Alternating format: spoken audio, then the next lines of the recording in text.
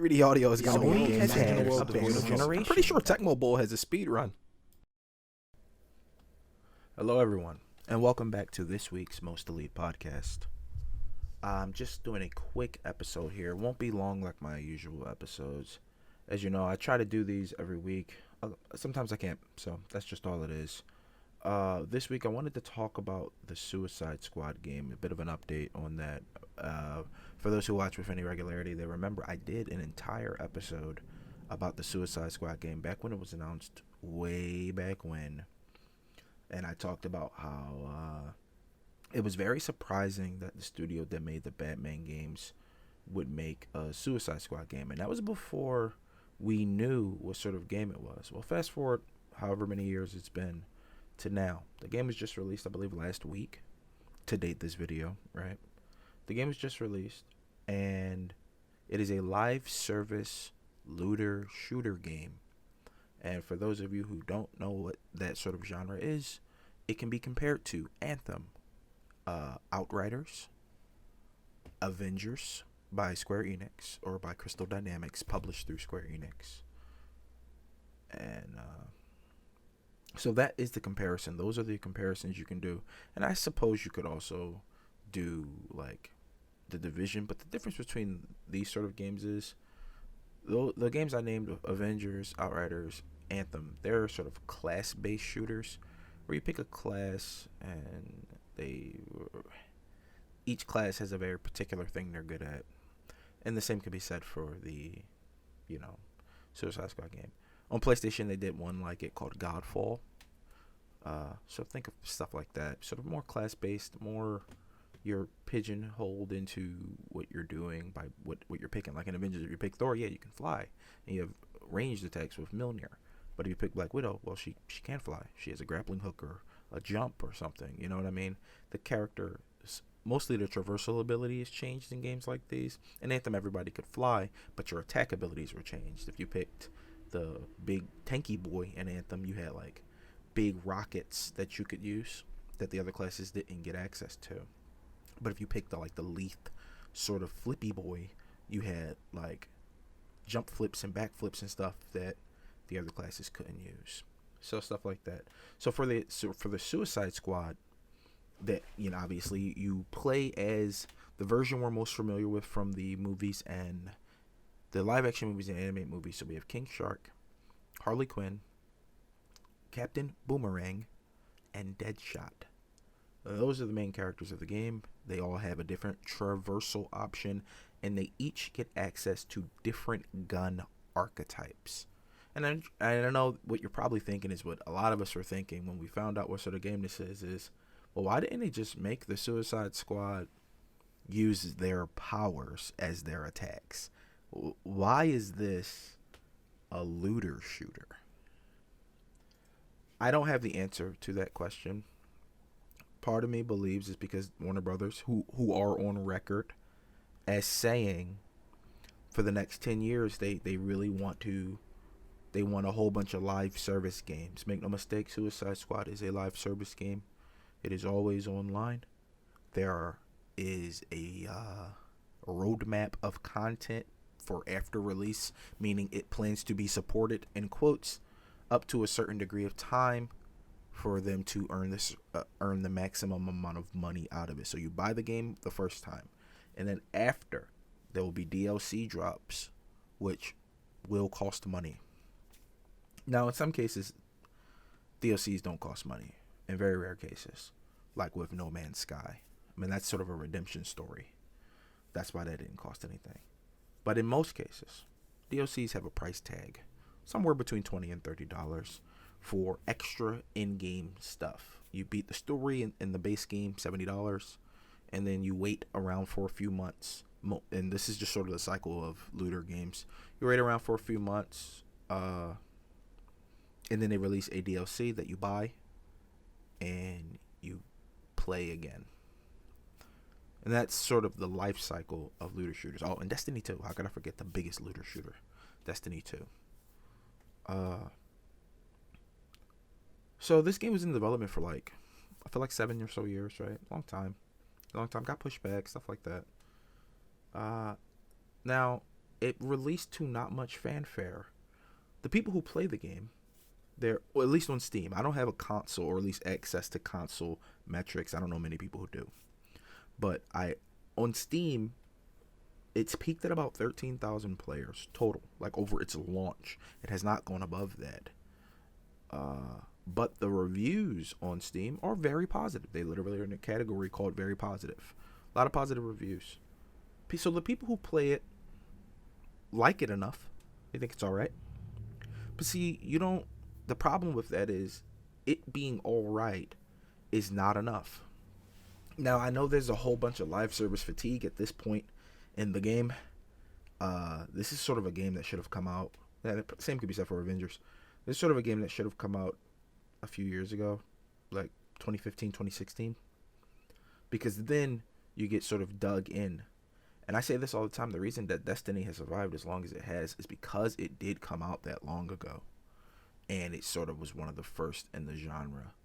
And it's just been skirting by on nostalgia, sort of like Disney movies or whatever you go and you watch. Like, oh, it's one of my favorite movies as a kid, right? Because when those games came out, yeah, the fan base weren't kids, but they were much younger than they are now, right? So I think that's why that game has survived this long. All the newer games, the ones I've named, they don't have the privilege of nostalgia. So they have to be grand slams out of the gate, and they have to be so fun and engaging that you overlook what it's asking of you. What does it want from you? What does a live service game want from you? The number one thing they want from you, outside of money, because they want your money, but the number one thing they want from you is your time, because time is money.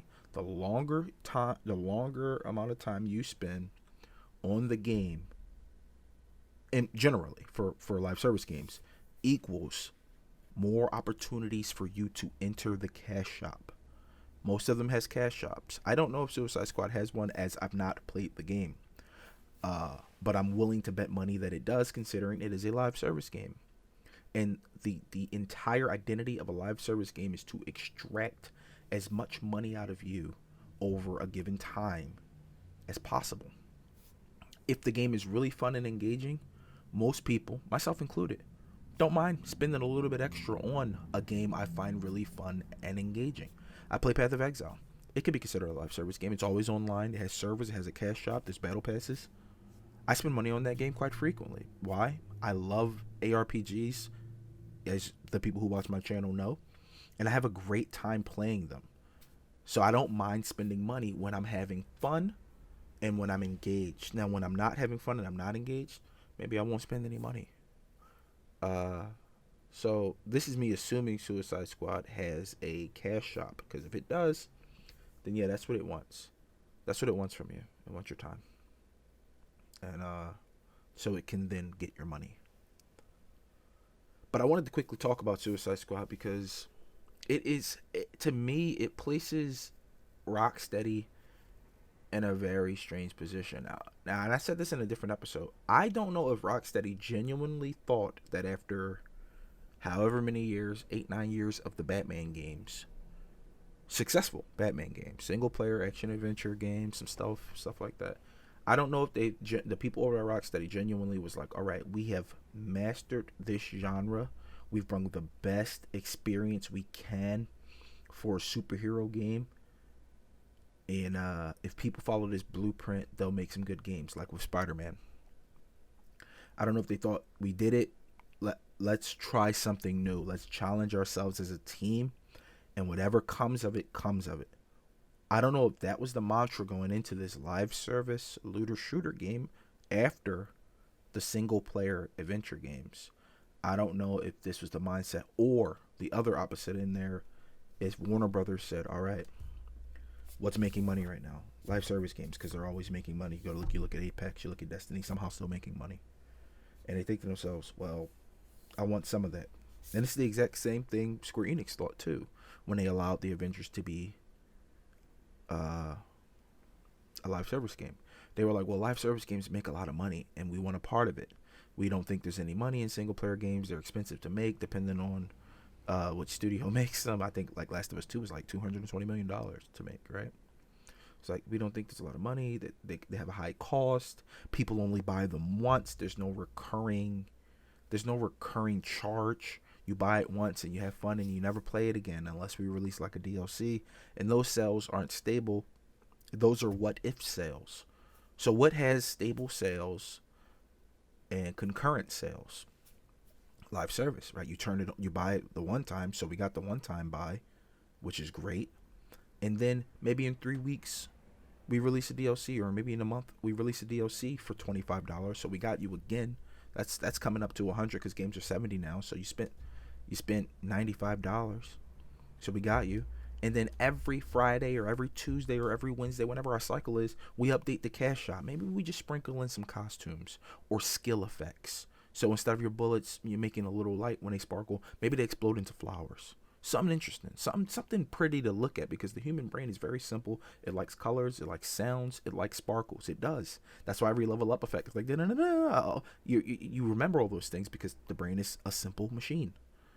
So maybe we just throw that in, and boom, we got you every week. Maybe we getting 15, maybe we're getting 25. It's no different than your Netflix account. It's no different than your Disney Plus. What's one more? And that's really the mindset of these corporations. And I think Square Enix and Warner Brothers shared that mindset when they went ahead with Avengers and Suicide Squad respectively. Now, the thing that Suicide Squad has over, let's say, something like Avengers, is it wasn't buggy on release, except that like the one big bug where they had to take it offline for a few hours. They gave everybody $20. Like, hey, here's $20. We're sorry, right? That sort of stuff. Not only is it to be expected at this point by online only games, gamers pretty much don't even care when it happens. It's instantly forgiven because we live in the age of online. Everything is online. The cloud is online. Everything is connected to something. So if something's busted in the online sphere, we're normally willing to let it rock because we know how it goes. Right? So it didn't release buggy like, let's say, Anthem had a whole bunch of bugs and stuff and loot problems where the loot wasn't consistent, which I think really buried it. And Avengers had a couple of problems that they tried to get under control.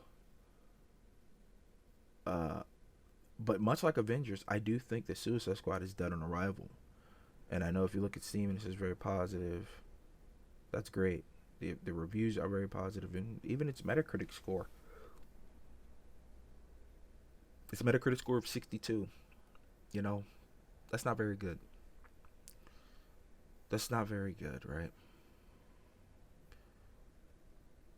Over on Forbes, Paul Tassi did a numbers roundup. I'm going to read the numbers for you here. Very interesting. Here are the looter shooters Metacritic scores. Suicide Squad had 62. Marvel's Avengers had 67. Anthem had 59. Outriders had 73. Gotham Knights had 67. Marvel's Midnight Sun had 83. Marvel's Guardians of the Galaxy had 80. And Destiny 2 has 85. And of course, all the Batman games, a 92, a 94, and an 87. So you get to thinking, apologies for the beeping, you get to thinking, man, you get a 62 out of that after what, 7 years of development, and it's a looter shooter. I don't know how that's not terrible, right? I don't know how anyone can look at that and be like, man, that's not good, right? And then we move on to Steam numbers of the launch, which was 13K. I checked it this morning. I actually did check it this morning. I got the numbers here. This morning there were 3,000 people playing. Yesterday there was 8,000 people playing. And of course its all-time peak was 13,459. And that's on Steam. Now I know there are more players on console. There always is. But how many more? If it's not pushing that 13K to 70 or 80K, this game is a failure. And I know how that sounds. But if you look at what it takes for these games to succeed, look at Outriders, right? Now my friend group and we played Outriders for 7 days. And when it came out, it was super fun, although one of the classes was kind of trash, and it took a little bit long to fix it. The tanky class, it only had one usable skill that they nerfed, but didn't give anything back. It was a whole big thing at the time. We played Outriders for 7 days, and we had a lot of fun. And There's a lot of class custom. It was a looter shooter. There's different classes: tank, the sort of agile, mobile, the balance type. It had all the staples of a looter shooter, and it was very fun. And we had and it had good reviews too. But that game was effectively dead within a month's time. They did some bug fixes here and there, some balance changes throughout its lifespan. They released exactly one DLC. I think it's called the Dragon Slayer or World Ender or World Slayer or something. Forgive me if I'm getting that wrong. And then it was over. It was done. They worked all that time, however long it took to develop it. They released a DLC, and then the game was dead. Gotham Knights. I don't even know if it has DLC. It came out.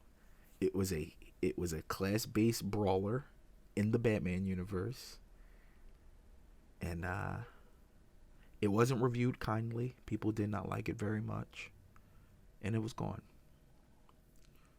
Marvel's and Midnight Suns was an interesting experiment. It was XCOM with the Marvel characters, so I'm not going to count it. I will count the Avengers, as everyone knows what happened to the Avengers. It was unceremoniously canceled after a year of being out. It is delisted, by the way. You cannot buy it. 1 year. The Avengers, one of the biggest names in the world because of the movies. The video game, which should have been a grand slam. And I did an Avengers episode where I defended the Avengers for a long time. I desperately wanted it to succeed. And I knew it wouldn't. But I desperately wanted it to. And it was out for 1 year. Back 4 Blood. What'd that get? 6 months? What we get? 6 months of Back 4 Blood. It was Turtle Rock Studios. It was the guys who made Left 4 Dead. They came back together to make a new game because we still don't have a Left 4 Dead 3, right? It was like, let's make Back 4 Blood. Clever title. It's just Left 4 Dead with a card system. 6 months, I think. We get 6-7 months. Gone. It is done. You can still play it. The servers are still up, but they will no longer be updating it. Support has ended. It is over. And you think all these games, if Godfall, PS5, looter meleeer, all classes, melee weapons, right? Had the loot grind, gray, blue, yellow, rare, unique, whatever. You know, classic looter stuff. Dead. Gone. And you would think seeing all of the corpses of these looter games in that space would dissuade these companies from saying that's what's going to make us our money. But it never does. They see it and say, that's not going to happen to us. We're going to do the good thing. No, you're not. No one's ever done the good thing. You got like 2 successes. We got Destiny 2, which is, if anyone's in the know right now, circling the drain is what I will say. They're in a bad situation. So bad, in fact, that I think Sony is going to take control of Bungie. You know, but Sony owns Bungie. They bought them a while back, $7 billion or some crazy number. And because they bought them, because Sony, like all the other companies, was like, well, Destiny's making a lot of money. It's in this online sphere. Maybe we can get into some live service games. Who's already been doing live service? Oh, Bungie. They've been doing it for the past 10 years. They got a good track record. Let's buy them. So they bought them so they could acquire their live service talent. They still want to make money off Destiny, though. I mean, it's still their product now at the end of the day. Destiny has not been making money lately. Player counts have been falling drastically. The community is very upset with the Destiny overlords. And I say it's about time. They've been letting a lot slide. Destiny gets away with a lot. And I did a whole episode on it, but I never really touched on how awful it is. And so now Sony is like, all right, well, this next DLC has to make some money.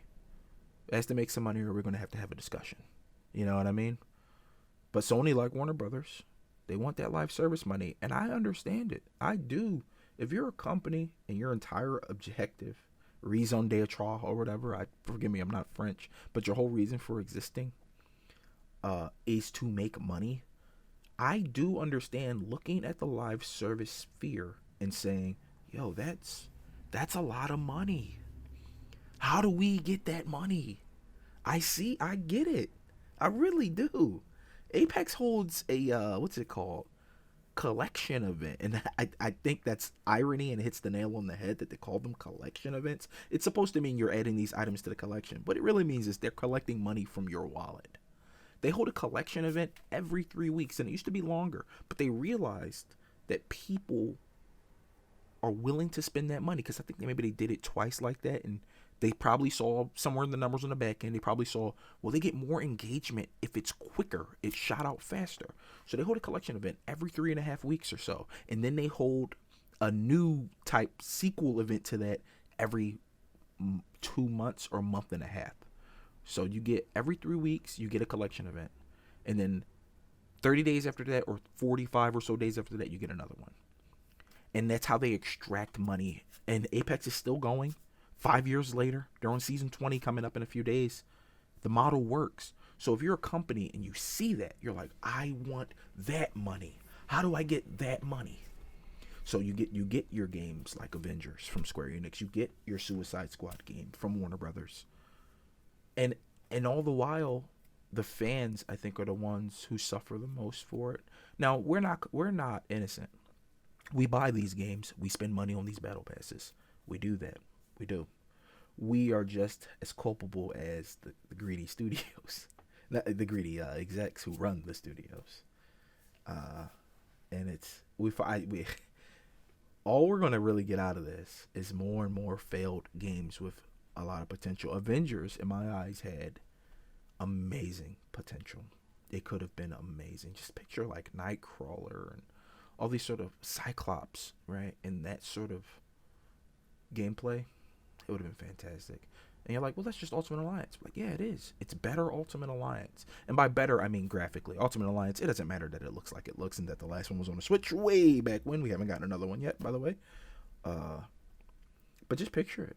It would have been fantastic. Same thing could be said for Anthem. Anthem was one of the games that really could have been one of the best games ever made. And look, and there's nothing left of it. You can still play it, by the way. The servers are still up. You can sign in and play. And I think Suicide Squad is going to follow the trajectory of all of those that came before. I don't think it gets away. I don't think it has enough in the tank to escape that fate. 13K Steam players is not good. It's not. It is not good at all. And that's on launch week. That means all the hype around the launch amounted to 13,000 people. You know how many people play video games? Destiny alone has 100,000 people playing, right? At any time. CSGO, Power World, million players a day. 13,000. It's not a number that you can look at and have any sort of confidence that this game is going to somehow not end up just like Outriders, just like Avengers, just like Anthem, just like Left 4 Dead. There is no way you can look at that figure with any sort of objectivity and be like, yeah, that's a good thing. There's no way. Now, if you're just a fan, look, I fanboy over a whole bunch of stuff, but I live in reality. My fanboyism doesn't overwrite what I see in front of me. But if yours does, and you look at that and say, the number can only go up, you know what, more power to you. And I want you to be right, because I was never right. I wanted to be right about Anthem. I wanted to be right about the Avengers. I was not right either time, and I want it to be.